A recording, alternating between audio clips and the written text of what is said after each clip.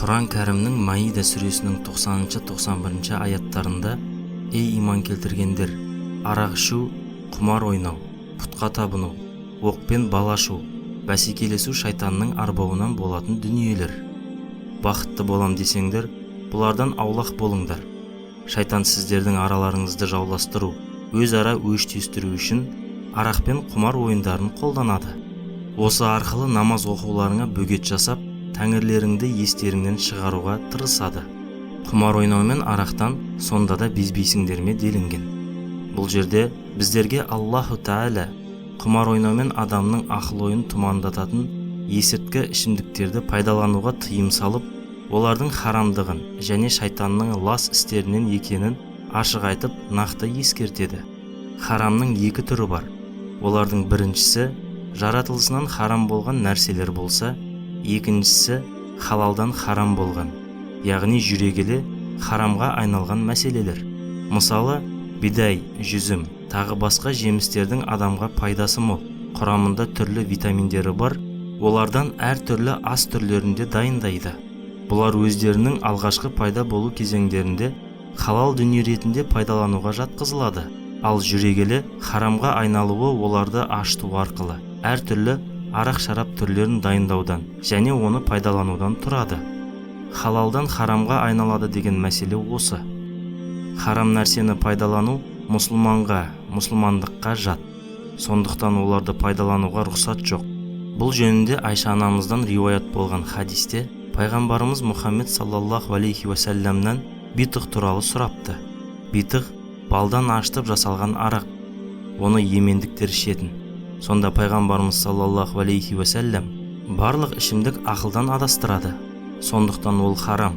Алла тағала арақ ішуші мен іштірушіні, сатушы мен сатып алушыны, ашытып жасатушы мен жасаттырушыны, алған мен алдырушыны лағнет етті дейді.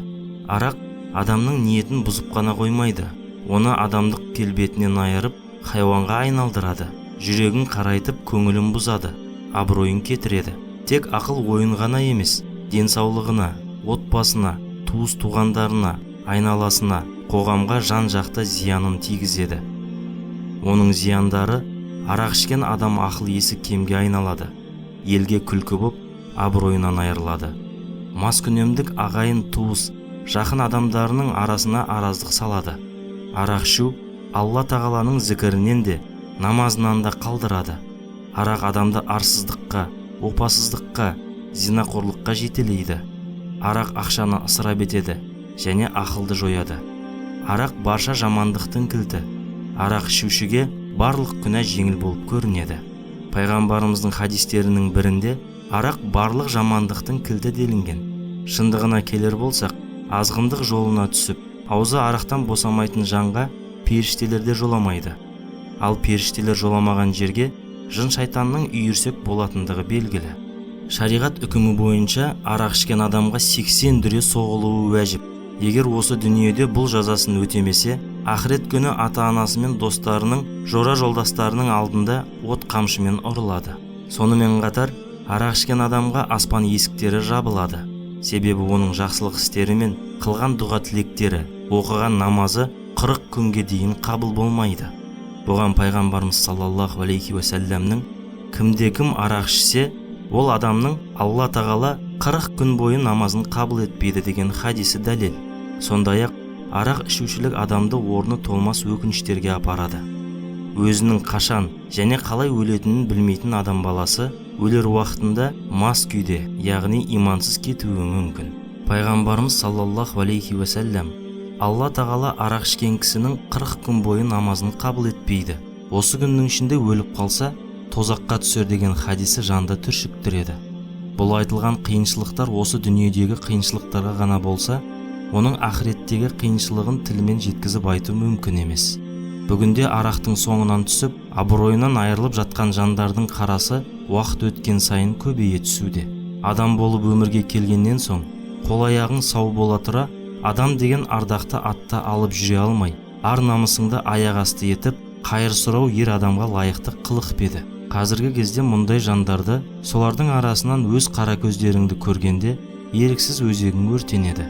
Бұл тіпті күнделікті қалыптылыққа айналып кетті десек артық айтқандық емес. Арақ құмарлыққа түскен адам ақыл есінен айырылып, өзін өзі ұстай алмайтын халге жетеді. Сол халге жеткенге дейін айналасына қанша жерден сыйлы болып келгенімен, арақ ішіп мас болғаннан кейін оған деген құрметтің де азая түсетіндігі сөзсіз. Осыдан ақ арақ ішкен адамның абырой беделінен ештеңе қалмайтындығы анық көрінеді. Хадисте пайғамбарымыз саллаллаху алейхи уассалам арақтан аулақ болыңдар, өйткені ол барлық ластықтың қайнар көзі деген. Қазіргі кезде ғылым арақ шарапты пайдаланудың адам баласы үшін жан-жақты зияндылығын нақтылап айқындап берді. Ғалымдар өте аз мөлшерде пайдаланылған спиртті ішімдіктің 1 сағаттан кейін-ақ ерлер мен әйелдердің қанынан байқалатындығын дәлелдеген. Арақ шарапты пайдаланудың әсері әсіресе жүкті әйелдерге қатты білінеді. Ана құрсағындағы сәби қоректік заттардың денін анасының қаны арқылы алатындықтан қанға сіңген ішкіліктің әсерінің нәтижесін өзіңізде бағамдай беріңіз. Мұндай баланың дене бітімі мен ақыл есінде көптеген кемшіліктер мен ауытқушылықтардың орын алатындығы сөзсіз. Біреулер арақ ішуді шынайы демалыс санап өздерін алдап жүреді. Арақ ішу арқылы өздерін дүниенің күйбең тіршілігінен бір сәт аулақтатып демалып қалғандай әсерде болады.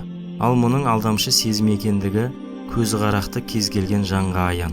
Арақ ішу арқылы қоғамға, айналаңа зияныңды тигізіп, денсаулығыңды бұзып қана қоймай, өзіңе экономикалық тұрғыдан да үлкен зардап шектіресің. Арамызда бір ішкеннен кейін тағы ішкісі келіп, қолындағы барын соған салып отыратындар да жетерлік. Қоғамдағы ажырасу сияқты келеңсіз жағдайлардың негізгі себептері де осы арақ ішуден туындайды. Ақыл ой сана сезім адамды хайуаннан ажыратса, иман кәпір мен мұсылманды ажыратушы. Алланың берген бұл екі қасиетінен жұрдай болған адам дұрыс өмір сүре алмайды.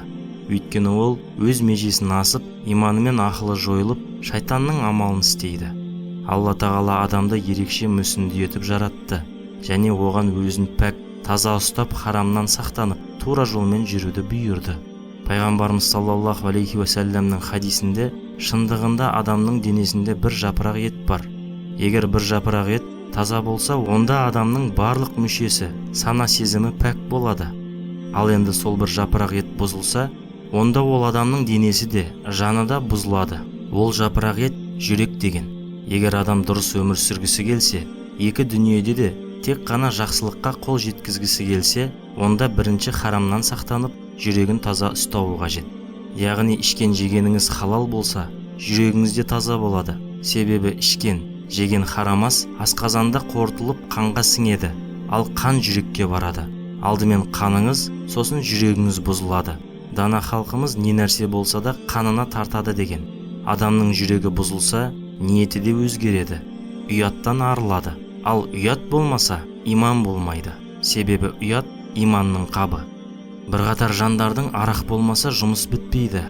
Қандайда бір келісімдерді арақ ішу арқылы шешіп жатасың деп өзін өзі алдап жүргенін көз көрді. Сонда адамзаттың бүгінгі жеткен жетістігі мен өркениеттің барлығы тек осы арақтың арқасында жасалып еді. Барлық рызық несібені Алладан деп білмейтін мұндай жандардың ертеңгі күні үлкен орны толмас өкініштің салдарын тартуы бек мүмкін екендігін ешкімде жоққа шығара алмас. Исламға дейін араб халқы араққа салынып кеткен еді. Тіпті оларда арақтың 100-ден астаматы болды. Араққа арнап өлеңдер жазатын. Ислам маскүнемдікке салынған бұл халықты өте дана тәрбиелік тәсілмен айықтырды. Арақты кезекті жүйемен бірте-бірте харам етумен түбегейлі тыйды. Әуелгі уақытта арақтың күнәсі пайдасынан көбіректігі жайлы үкім түсті. Сосын намазға тұрғанда мас күйде болмауды тыйым етті. Соңында түбегейлі тыйым етілгендігі туралы аят түсті. Мұсылман адам арақ шарап қойылған жерде отырмауы да тиіс. Омар радиаллаху анху: мен Аллах елшісі саллаллаху алейхи уассаламның кім Аллаға және ақырет күніне иман келтірсе, арақ қойылған дастарханға отырмасын деген сөзін естідім деген. Сали бин Абдулла радиаллаху анха риуаяты. Пайғамбарымыз саллаллаху алейхи уассалам дүние салғаннан кейін Әбу Бәкір, Омар радиаллаху анху және бір топ адамдар отырып, ең үлкен күнә жайлы әңгіме қозғайды. Олар ортақ ойға келмеген соң Абдулла бин Амрден сұратты. Ол ең үлкен күнә арақ ішу деді. Өйткені пайғамбарымыз саллаллаху алейхи уассалам Бәну Исраил патшаларының бірі бір адамға жаза ретінде арақ ішуді, өлім жазасын, зина жасауды немесе доңыз етін жеуді таңдауға бұйырады. бас тартса өлім күтіп тұр. Ол арақ ішуді таңдап, ақыры арақ барлық қылмысты істеуге итермелеген.